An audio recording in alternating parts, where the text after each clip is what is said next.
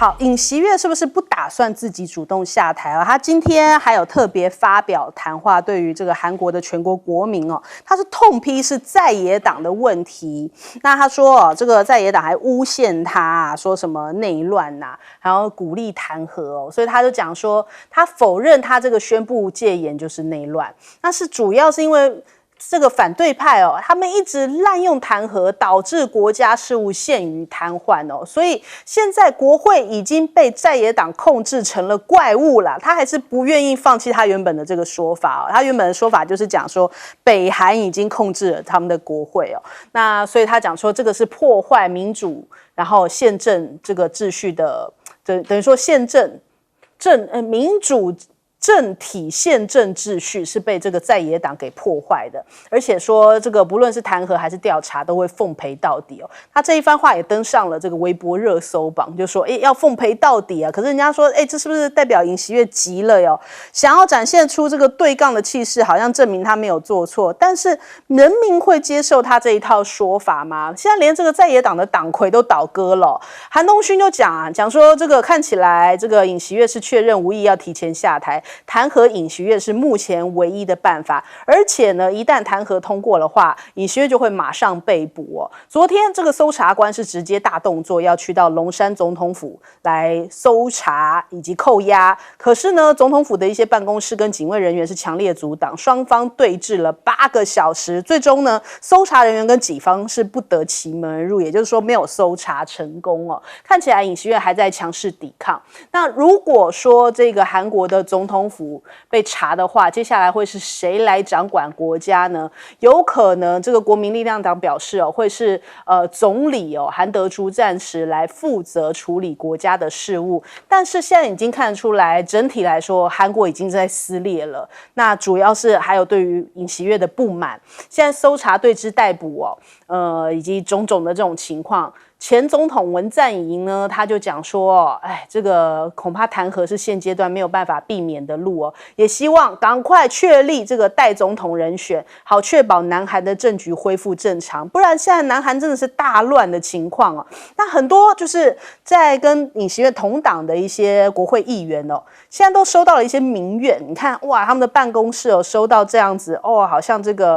个丧事相关的这样的花牌啊，还被投掷鸡蛋啊、淋茄汁啊，甚至有一些议员家门口他们被留了一些这种什么刀子啊、什么这些方式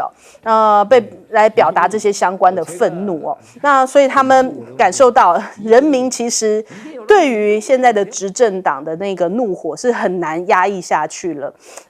以及我们看到还有很多韩国人他们是讲说尹锡悦这个状况，应该这个闹剧已经过了8天了，可是他们仍旧是在街头群众大批集结，要求尹锡悦要滚蛋啊。不过这一次的方式很不一样，我们来看看画面。他们这次的方式是用 K-pop 偶像的应援灯以往他们就是要一些政治人物下台的时候，他们是用这个蜡烛，但是现在也反映出来新世代，因为他们这个 K-pop 的偶像是红遍全球嘛，有各式各样不同偶像他们自己的独树一格的应援灯。那现在不管你是支持哪一个偶像现在很多人通通都是拿着各式各样的应援灯出来，一起唱唱跳跳，变得像是一个派对形式。然后连老人家没有这一个应援灯都好赶快自己去买一个，或是做一个，要融入到年轻人一起让尹锡悦下台的这一个群体里面所以他们说，这个国外媒体也观察到这个另类的现象。再来，尹锡悦也引爆了这种政治危机，就是区域安全的政治危机、地缘政治的政治危机美日韩的抗中联盟呢，根据美国之音讲说，现在北韩啊、中国大陆啊、俄罗斯啊都在等这个机会啊，看看如果这个韩国被动摇的话，这个美日韩的联盟恐怕不稳了那李在明呢，有可能是接下来要接任的人选，所以他们就说，哇，《金融时报》讲接下来恐怕不妙啊，因为他对于这个中国大陆、北韩、俄罗斯的立场是比较温和，他们一直讲说，李在明是亲中派嘛，所以接下来可能这个美国想要在这边这种打团体战不是那么容易，因此马上他们就举行了这个第2次印太对话，有可能会在东京这边来举办他们说三方一致认为，现在印太地区的战略重要性跟经济活力应该3国要联手一起来，赶快团结起来。那拜登还赶快就是批准国家备忘录，说是要协助川普来应对中俄朝伊那奥斯汀也赶快去找石破茂以及跟日本防长见面，就说美日韩必须要加强合作。但是呢，再怎么讲，现在的美日韩这3方见面，基本上都是要被换掉了。石破茂现在也不太稳那你这个奥斯汀马上拜登也要下台了，还有尹锡悦这个国民力量党看起来好像也是不稳的。你们3个这样谈了半天，未来也不是你们决定我们来问一下季老师怎么看？其实尹锡悦他充分反映出来，他是一个这个法将，他不是一个政治家。政治上他犯了极严重的错误法律他还有一丝可以生还的机会。所以他就抓住他对法律的认知跟解释在那边强辩。可是说实话，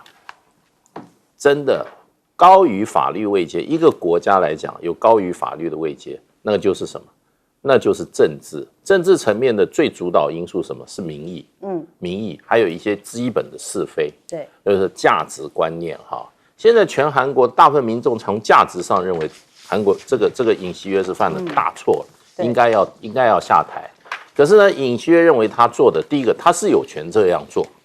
你总统有权去宣布戒严，对。那他认为你只要我说得出道理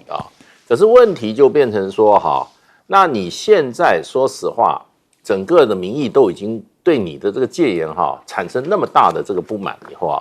你这个法律的给你的这些掩护已经微不足道了，而且他现在还在继续就法律来做最后的这个所谓的困兽之斗。对，因为他今天讲说，你们这些现在这些反对党对我这些措施这些都是对我的职权的迫害，是没有错。你今天就一般国家法律来讲的话，你的总统是有这些民刑事的豁免那只有弹劾能够把他的这个身份把他怎么讲呢？把他剥夺以后，他才会回到一般老百姓。那所以说你现在的情况说我是有豁免权的，你们这些反对党在国会的任何都是怎么样？你们都是在这边违法乱政。某种程度上，他是找到他一点点的立足点，就扩大解释。而且他从法律的角度上，即使韩国的这个国会通过的弹劾案后面还有一关，还有要120天之内，韩国的宪法法院要通过，他才正式被弹劾成立。所以我觉得他就是从法律角度在做最后的困兽之斗啦。然后呢，就他今天还讲了一句话，他绝对不会屈服。那你是把你自己如果当一个律师、一个法官角度上来看的话，你可能你认为自己还有机会，可政治上他已经死亡了，他没有这个机会，而且政治带来的社会动荡会更大，对，所以他只要负隅顽抗的话，那么付出代价的不只是他一个人，是韩国的整个社会。所以呢，现在这个韩国的这个执政党那么韩东勋也已经动摇了。如果说我们看礼拜6如果这个弹劾案通过的话，我们再看看尹锡悦还是不是这么样子的顽强。好，请教杨老师。他是礼拜6提案，但是下礼拜1投票，现在只差3票，已经有5个执政党的就是这个力量党、韩国力量党、国家力量党就表示支持。原来只有1个嘛，那差了7票，现在有5个说要支持。可是今天早上9点多钟，尹锡悦的这番谈话就痛批在野党这个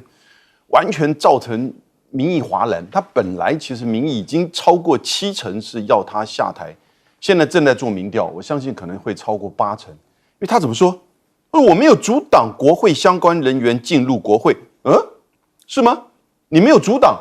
你把警察包围到所有的国会的门口，李在明还是用爬墙爬进去的，还好他有直播我们都看得到，对不对？所以大批人潮前往国会庭院前，国会议员也赴国会本会议场审议解严。他们是爬墙进去，他们还到了大会的时候呢，还把所有的门用这个家具这个桌椅把它给封锁起来，因为那个时候呢，707部队已经进去，然后呢打破玻璃，慢慢的爬进去，然后呢开始在收这些你指定的，包含韩东勋执政党的主席要把他们逮捕，包含李在明。结果呢，他们当然军队是虚应了事，可是呢，这个不叫做戒严，完全不是他今天上午所讲的。所以现在执政党已经启动，就是一个调查，我觉得应该就会在这1-2天决定是不是开除尹锡悦。本来是要求他你这个顺序下台，也就要求他自己下台。尹锡悦绝对不会自己下台，因为什么？他一下台之后，他就失去总统的保护，因为检察官已经在调查他，他的国防部长已经被羁押，他就会是以内乱罪。昨天长达5个小时要进入到他的家里面，就总统府里面，结果他拒绝，不知道他在做什么资料的这个损毁啊之类，或者他在抗拒。他说：“你怎么可以来？我是总统呢。”结果一直抗拒那边拖了5个小时。所以我现在是觉得，他这个执政党这边呢，要不是开除他，要不然就是说礼拜1的投票，弹劾案的投票开放投票，因为现在已经挡不住了，有5个人了。他又讲了这番话，我觉得那3个人已经这个在接下来要达成200票，我觉得没有问题。至于现在不断有一些媒体，就西方的这个媒体，不断的希望就是说，川普的印太战略、美日韩四方安全对话、美日印澳能够继续的维持下去，否则我们怎么去遏制中国呢？对不对？那你看到川普在这段时间也不断的在一些科技的制裁案不断的在强化，不断的在做，要下台的总统继续在做这些东西其实蛮特殊的。他就是要给一个川普，就是说拜登要给川普最后一个压力。你要针对遏制中国吗？那你就要延续我的这些做法。可是各位，美日韩跟Quad四方，它不是一个真正的军事联盟，它最多是个集结联盟，集结小弟，壮胆喊话，要大家针对中国采取协调性的动作。但是呢，你老大这么做，我当然跟你演呢。你老大不演，我为什么要演呢？所以呢，他们会演到最后一天。那川普上来呢，再看怎么配合吧。好，我们家将军。我觉得在今天刚刚最新的讯息来讲，韩国国会这个通过2个法案，第一个法案是对金建熙的特检案，然后通过的票数是191票对94票，已经通过对金建熙的这个特检案，也就是说可以逮捕金建熙了。那对尹锡悦也有这个特检案，逮捕尹锡悦的特检案。那国会通过的票数目前知道是210票对63票，已经远远超过2/3了。那代表是说，这个现在来讲，国会已经同意逮捕这个尹锡悦他们夫妻2个，他们2个可能会是韩国第一个夫妻2个同时都遭受到法律检调单位调查以及逮捕的一个对象。那从这个，如果说这个案子通过之后，那我们再看弹劾案有没有机会通过？弹劾案机会通过很大了，因为已经都超过2/3了。那目前为什么会走成这个样？大概尹锡悦躲了3天弹劾案之后，那为什么形势会突然的改变？当然，第一个我认为说是韩东熙来讲的话，他自己进退失据，因为他那时候也是错估民意，他认为他这个时候如果说挡住弹劾案来讲的话，他们以执政党底下大家每一个人都可以从总统那边，他本来尹锡悦的权利可以下分配到大家，然后大家执政党。因为毕竟来讲，执政还是一个很香的一个馒头大家可以多分到一点。但是以韩东勋那时候错估形势，现在发现民意反弹这么大，所以他必须要开放自由投票。那第二个，我们明显看到韩东勋是这个进退失据，然后我们看到尹锡悦什么样？尹锡悦是困兽犹斗，他在这个时候在讲这些话，那你去面对底下这么多的群众。如果这些群众民意已经反弹到这么强烈来讲的话，我相信不是你执政党的议员可以挡得住的。所以说，我认为尹锡悦在这个时候，可以说是困兽犹斗了，但是他这个斗可能很难成功。那第3个，我觉得李在明这时候可以说掌握到这个时机，他利用这个名气可用的这个时机来讲的话，扩大这个影响力，然后要叫尹锡悦下台。所以后续来讲，我们不管这个弹劾案。我想弹劾案应该是会通过，没有问题，只是说这个由于大法官的条件有还要补3个大法官哦，最少还要再补1个，才可以通过7个大法官才可以进行弹劾。但是我觉得在政治上的意义已经不大了。现在反而美国跟日本要关心的，如果说是尹锡悦下台，李在明上来，李在明平常讲是比较亲中国、亲北韩跟亲俄罗斯，立场比较比较单纯的比较没有那么强烈的亲美舔日。那李在明如果说是上台来之后，会将拜登精心布局了4年的这种小北约、东亚地区布置成小北约的这种战略布局是完全破坏掉。好，我们先休息一下，广州马上回来。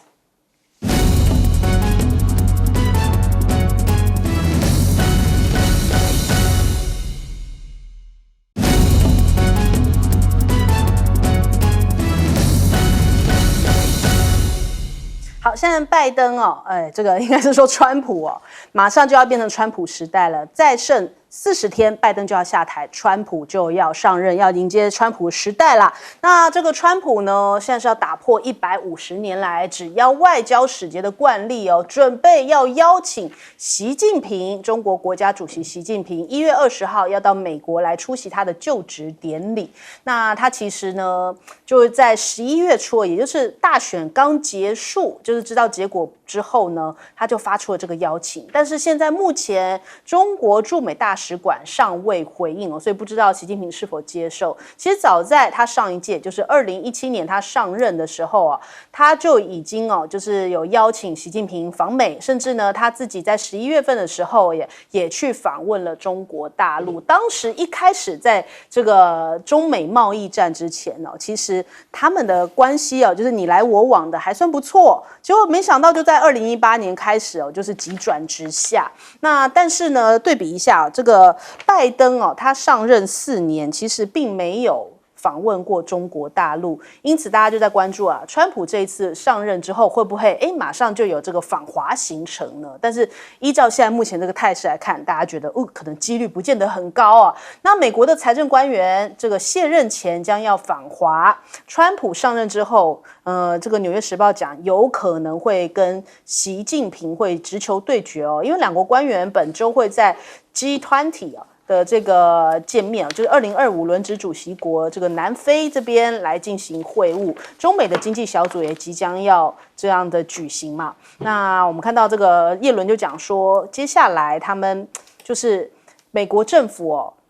将会维持他跟中国大陆来重建这些对话的渠道。中美作为世界上最大的2个经济体要保持沟通渠道的畅通是至关重要的。那另外我们看到现在其实一方面说要见面，一方面又说要邀请，可是呢拜登现在还在任的情况之下这个制裁却是一波一波来。我们来看现在最新一波这个美国对于中国大陆的制裁又来了。他就说呢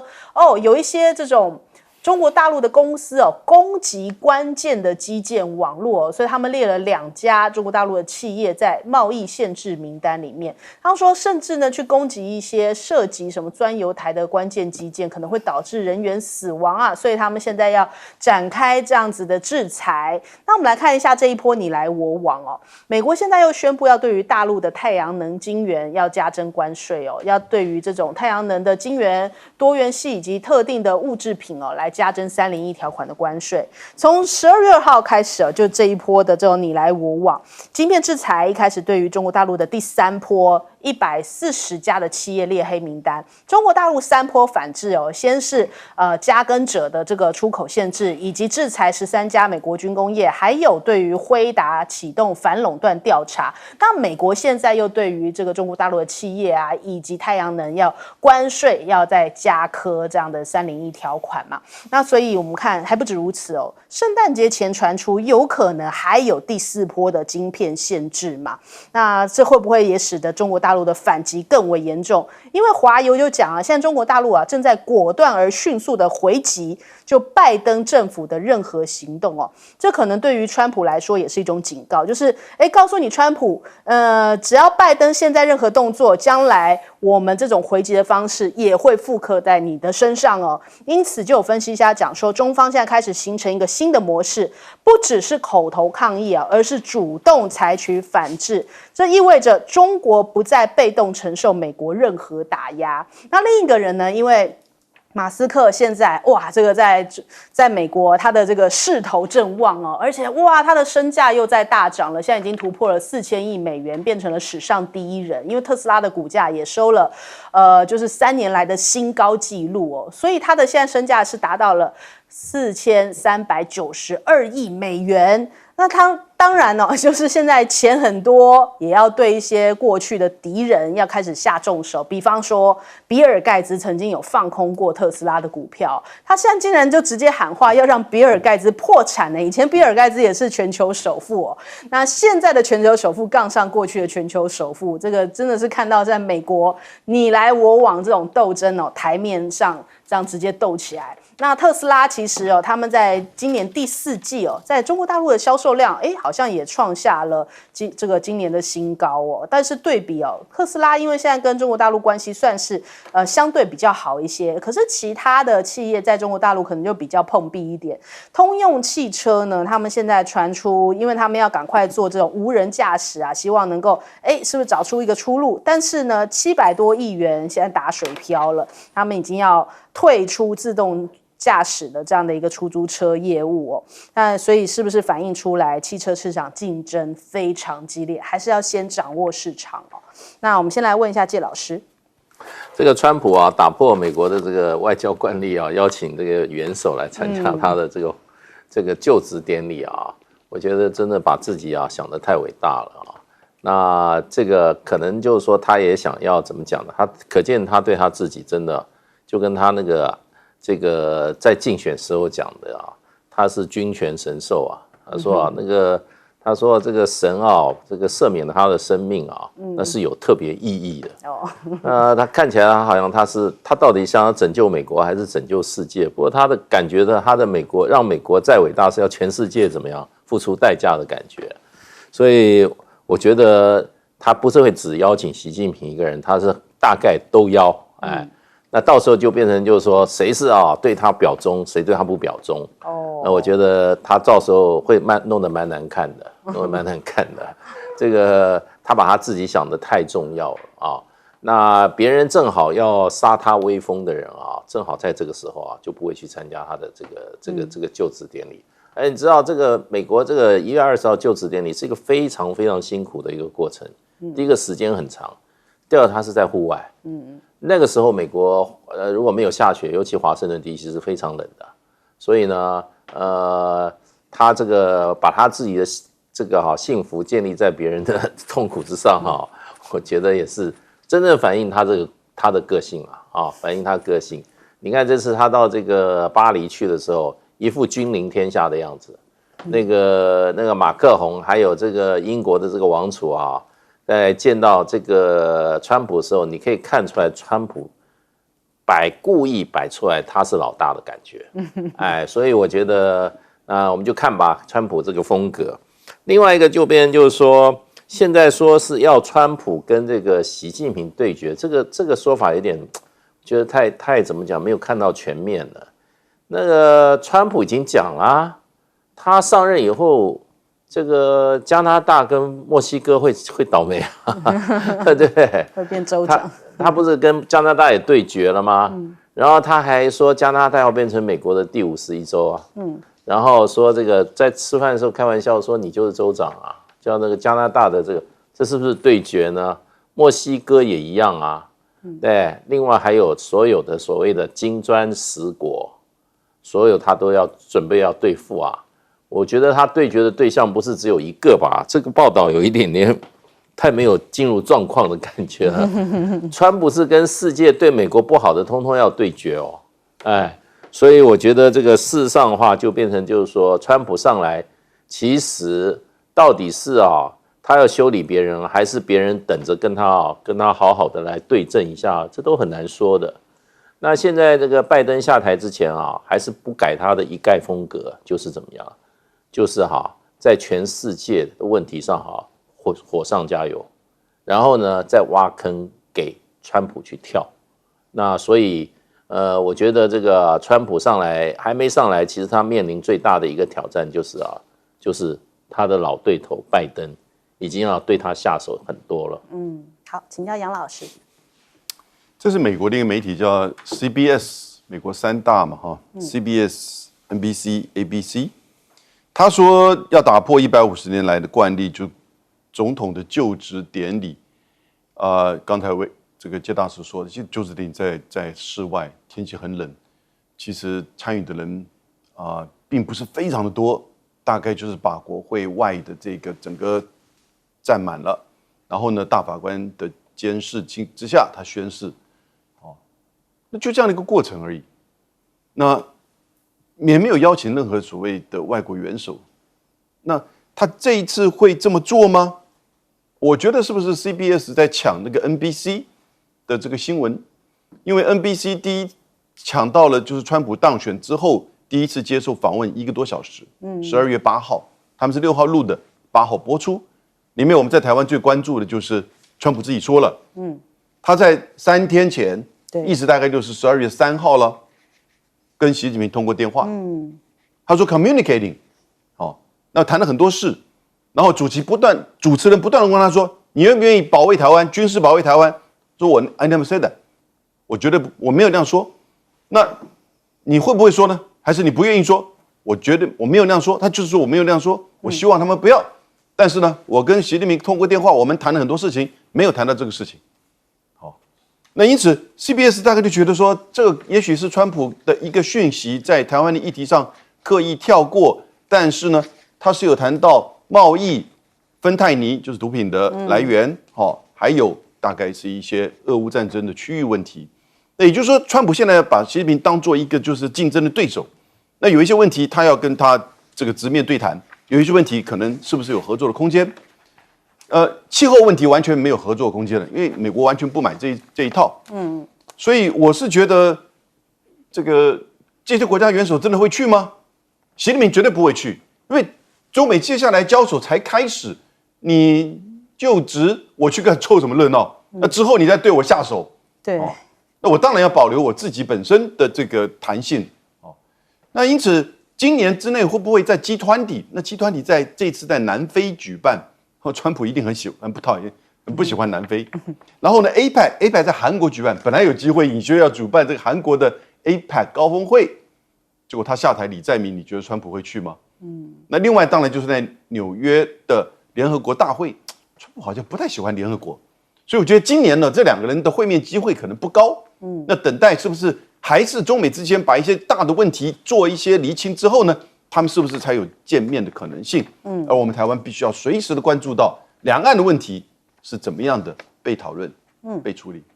好，来请教将军。有关于中美两大国的科技以及经贸的这种，原来是叫做制裁哈，但我现在已经提升成中美两国的一个大战，一个战争已经展开来了。因为以前我们都看到只是美国对中国实施制裁，但是我们现在看到中国已经开始反击了哈，这个形势已经变成一种战争的一种行为。那这次来讲，跟以往有三大不同，我认为有三大不同。第一个来讲的话，美国你看它140家企业可以从上游的晶片上游的 EDA 开始，一直到晶片制造，一直到它投资的公司，全部都要制裁。所以制裁的这种每一个这个非常颗粒非常细，然后范围也非常广啊。第三个特色就是这个下手非常狠。所以美国来讲，这次晶片制裁确实是已经不能叫制裁，已经叫战争。那我们也看到中国也开始展开反击了哈。以前来讲，中国大概都默默的接受，去解释，去干什么。但是我们这次看到中国主动的反击，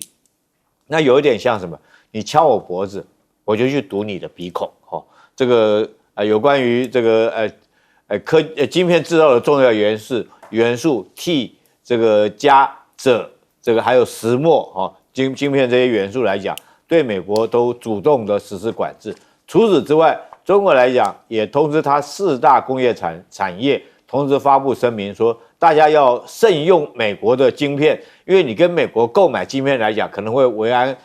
危害到我们国家安全。哪4大产业？第一个，汽车产业。汽车产业我们都知道现在要用很多的晶片嘛，当然这个科技制造产业也要使用晶片，通讯产业对不对？还有它的互联网产业，这4大产业，他们每个产业大概工会里面都发布了这个公告，说要小心谨慎的采购这个美国的晶片。所以我觉得中美来讲，这已经晶片战线已经打开了。那以后到底孰胜孰负，现在很难预料。大家不要认为说是美国是科技大国，它就会赢，因为中国自己有14亿的市场。当然，它今年来讲的话，大家要晓得，中国不是不能制造晶片，它不但能够制造，它是成熟晶片，它不但能够制造，它还可以外销。那按照估计，到今天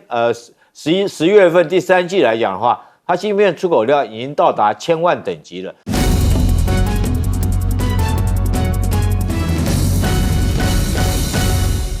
欢迎收看《新闻大白话》，我是主持人翟轩。马上欢迎一下这个阶段加入我们讨论来宾，前国安会副秘书长杨永明。早上好，各位朋友好。前大使谢文吉。大家好，各位朋友大家好。退役少将厉正杰。翟轩好，各位观众大家好。好，看到了这一回哦，中国大陆他们的2道墙啊，那民进党对我们讲的一个说法是，哇，这个是30年来解放军最大规模的军事行动哦，这个是我们这个国防部告诉我们的消息。那结果被外媒打脸了，因为路透社讲啊。美国的官员讲说，中华人民共和国军方在这个区域的活动有所增加，但是规模跟我们过去看到的大型演习是一致的。然后呢，还讲啊，这个官员说，台湾的声明就是这感觉上面这个报道说。官员的说法，美国官员的说法跟台湾的声明是有所矛盾的。被路透社啪啪打脸，就说，你民进党的讯息不对，没有比较大哦，这是跟他们之前观察到的都一致哦。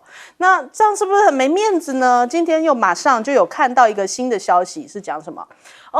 法新社说是比较大的哦，明显规模大于军演，是不是被美国媒体打脸之后，赶快找法国媒体来止血哦？那他说法新社还比较了2022年裴洛西访台之后的以及现在这个今年2次的联合利剑 A 跟 B 的规模哦。那说虽然中国大陆没有发布军演代号，但是这个规模整体是大于前几次的军演等级哦。那所以看起来这个民进党不打算下车还找了他们的一些相关的军事专家，他们讲说，这个呢其实是有一个目的性的。你看看他们在这个江浙地区哦，人口稠密哦，为了要降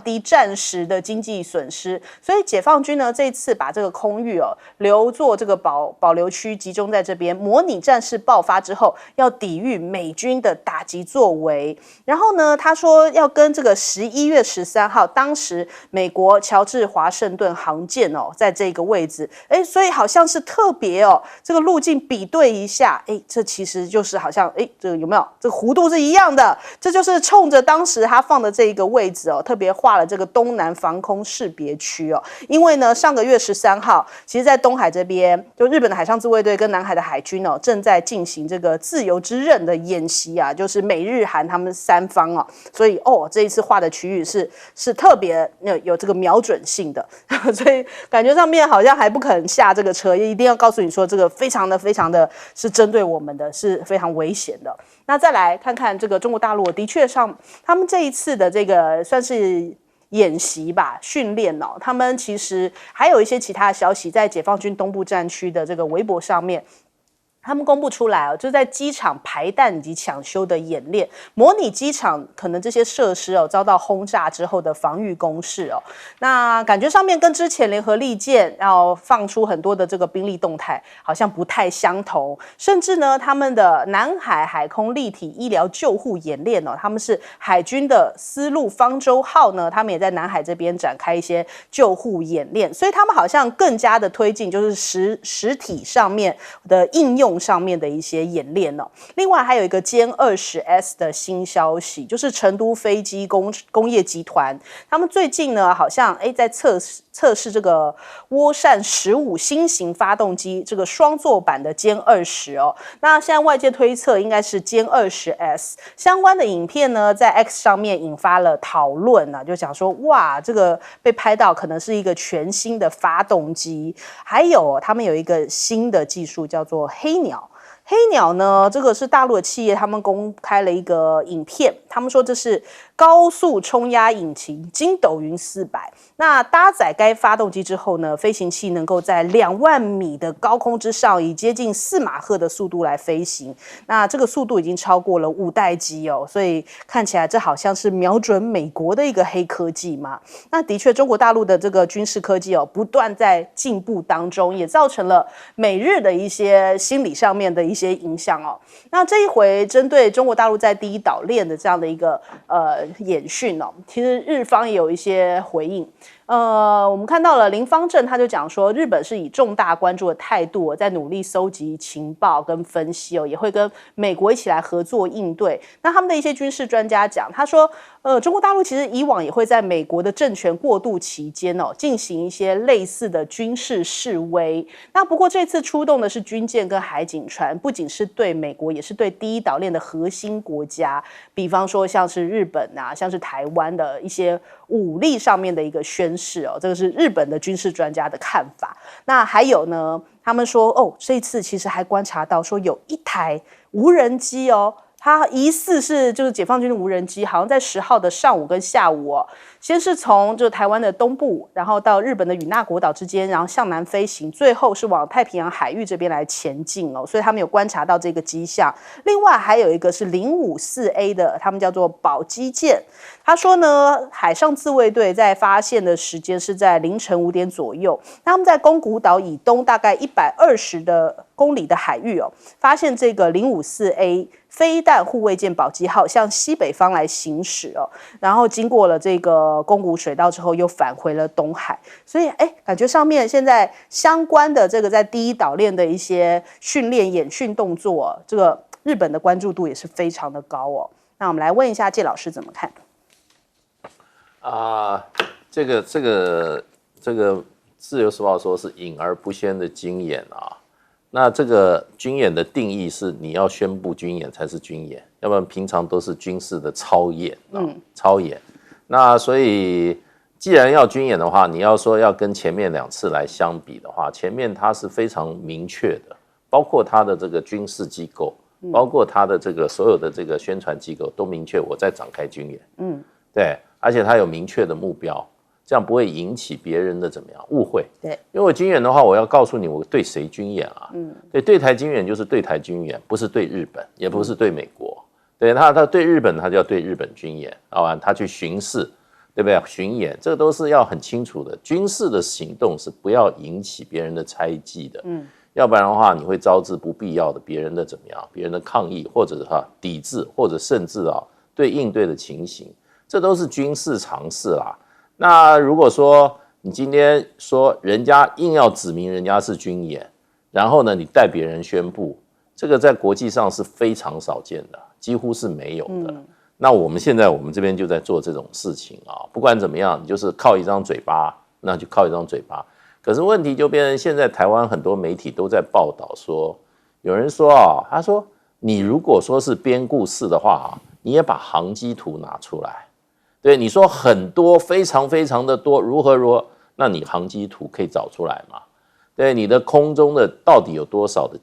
这个飞机在哪里行动，那你要很清楚啊。另外我们台湾还有媒体也做了报道，那有军事专家讲说，你宣布的这个水域你从一开始就说哇，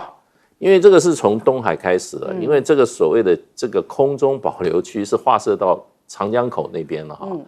那你这边说的东海是有它范围的，台海有台海的范围，南海有南海的范围。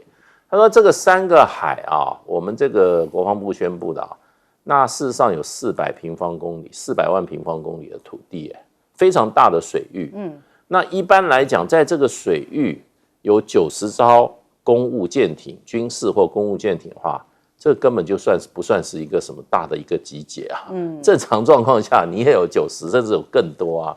所以就变成就是说基本上拿不出航机图，然后呢你宣布的水域又非常的广泛我觉得这个基本上是你硬是要说什么秘而不宣的军演我觉得是这无法令人接受的，无法令人接受，这个考验我们的常识啦。那这里面还有一个问题就变成就是说昨天这个民进党立委一些这些民意代表，还有这个行政院的负责人也都出来说，现在两岸是军事情形这么紧张，那是不是要考虑要停办这个所谓的上海跟台北市的这个双城论坛？那问题就是说，你的前提都不太能够存在，还是说你故意要制造一个前提，你的目标就是在怎么样，就是要给双城论坛的举办进行施压？对。那所以你的这个是，所以这个就变成这个我们的媒体都在做这样的猜测。所以我觉得还有就是更清楚的就是路透社是第二天报道，第一篇报道是照我们国防部的新闻报的，那第二天他出来澄清。所以这么多的这些迹象我觉得再这样子辩护下去就是怎么讲呢？用拿不出事实根据，纯粹用一张嘴在硬掰啊。好，来请教杨老师。就我们看到他们宣布的这个7块的所谓保留空域那这个它并不是解放军宣布的，这是他民航单位。那可是事实上也不是第一次，在11月底的时候就已经宣布过一次。那个时候怎么没有做任何把这个消息给揭露，让大家觉得说他在做演习？所以其实他的民航单位在最近比较频繁的宣布一些保留空域。这些概念当然我们过去不是很理解，但也可以了解到，其实是他一些飞航的演练或措施吧。因为这跟军事的活动不一定完全可以划等号，因为11月底的有过一次，那这2天9号到11号又有一次。那我们国安单位，我自己在国安单位服务过，我就觉得很痛心，因为其实有一些资讯真的是国安单位所独有独占。因为别人外面不知道，我们每天都可以从雷达上面看到多少的这个船舰，外面是有一些这种 APP， 但是你要点进去之后，你才能分辨出来它是渔船、民间的船、商船还是军舰，而且前提它要开那个 GPS。所以你现在把从日本的西南诸岛那边一直往下拉到南海这么一大块区域，说哇，有90艘船舰。96年以来前所未有的数量之多，要把台湾内海化，这都是我们那个情报次长。很不好意思，他还是马英九时期的，就是等于是总统府里面的侍卫官之一。他这么宣布，这么讲，所以第二个层面，你怎么解读这些讯息，怎么判断？那这个时候就要有专业，军事专业、战略专业、外交专业。然后呢，你要公开，你公开面对的民众，你会不会影响到整个大家的恐慌？那就说句实在话，台湾人已经因为大概是军演还是怎么样，已经是弹性疲乏了。所以当你在说内海化前所未有之多90艘，那大家搞不清楚，原来是你把所有的附近海域都画起来90艘。中国海军有多少艘船？350艘船。中国海警有多少1000吨以上的船？150艘。我们的海巡1000吨以上的14艘，那他在南海，他在这个西南诸岛，他在东海，除了靠港在演训之外，他的所有的航行训练，你把这块画出来，你说我有90艘在做大规模前所未有的训练，这个演习，而且什么叫训练，什么叫演习，这个有很大差别嘛，对不对？那所以呢，这根本就是草木皆兵，你把所有解放军的船舰。海警的船舰都当作在演习，然后公告给大家说前所未有，因为赖清德出访，因为要举行这个就是双城论坛，因为甚至要秀给日本或者是美国看这个是什么？我觉得这种某种程度事实上它不只是没有专业它有一点基本上在误导民众。甚至在欺骗老百姓，就像是赖清德在选举的时候，他把那个卫星还是欧洲的太空署所委托中国大陆发射的卫星，老早的公告了，然后有一个国家紧急通报，说是飞弹来了。那我们现在对台湾的国安单位还怎么相信？除了会摆拍，还能干什么？好，我们来问一下将军。第一个我特别要强调这个。军事当然是服从政治的指导但是政客绝对不可以去操弄政治，因为如果说是政客假借军事来操弄、玩弄军人来讲的话，它后果是非常严重的。就像古时候来讲，这个幽王他为了要博得褒姒一笑，去点这个烟火台，然后让诸侯来秦王，然后赢得美人一笑，后果就是他自己的亡国。以后他再点烟火台，大家都不相信了。然后在现在来讲，我们在上个礼拜才看到这个韩国尹锡悦，他为了要达到他自己戒严的目的，然后欺骗军人，说是北韩有动作，动用他的707特遣部队。结果707特遣部队要出动之前，还以为是说要应付跟北韩作战了，就搞半天他空降下去才发现，叫他们去抓的是国会议员，这就是政客操弄军人。那这次来讲的话，各位不觉得说也有类似这种情形吗？那这个政客利用军人、利用军事来操弄。那我首先要恭喜我们这个国防部的情报次长马上要升官了哦，因为上一个放假情报的这个将这个敌人的卫星当作飞弹来放空袭警报的那位长官，那时候是空军这个作战指挥部指挥官，他已经从中将晋升为上将了。那昨天这个情报次长应该很快也可以晋升上将，因为我记得他那时候讲的话的时候，我还特别去观察在国防部的记者会这么慎重、这么严重，关系到全体国民安全的场所里面，他讲了，我现在非常强调有3个非常重要，因为解放军来讲在这边已经演习了。那现在来讲，当时我认为国防部讲的是真的，因为我们宁可信任国防部。如果连国防部讲话我们都不相信的话，我们国家安全，我们台湾老百姓可以相信谁？所以我们都认为你讲的是真的，台湾确实是很严重，我们想办法，只是说大家有很多怀疑。可是今天来讲，演习已经结束了这个对岸来讲，演习结束，那你就应该将你现在前2天这个解放军所有航机图公布出来。那今天早上确实我们在报纸上有看到解放军围台攻击扰台的这种国防部自己公布的图案。那我一看我觉得还没有平常那么严重了，因为东部那边海域只有1架直升机，在这种状况之下，就情报次长居然说用非常，我特别强调这个很严重，然后已经是对美军、对日本来讲，对外军形成一个阻止隔离的战略策略。